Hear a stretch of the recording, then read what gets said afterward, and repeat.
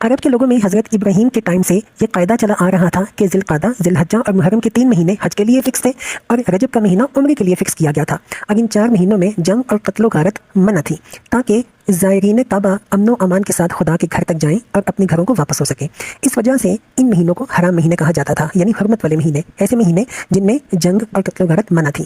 جو آیت ہم ڈسکس کر رہے ہیں اس کا مقصد یہ ہے کہ ماہ حرام کی حرمت کا لحاظ کفار کریں تو مسلمان بھی کریں، اور اگر کفار اس حرمت کو اگنور کر دیں، نظر انداز کر دیں اور کسی حرام مہینے میں مسلمانوں پر ہاتھ اٹھائیں، مسلمانوں پر قتل و غارت کریں، تو پھر مسلمان بھی ماہ حرام میں بدلہ لے سکتے ہیں۔ اس اجازت کی ضرورت خاص طور پر اس وجہ سے پیش آ گئی تھی کہ عرب کے لوگوں نے جنگ و جدل اور لوٹ مار کی خاطر نسی کا قاعدہ بنا رکھا تھا۔ نسی کا قاعدہ کیا تھا؟ یہ ایسا قاعدہ تھا جس کی روح سے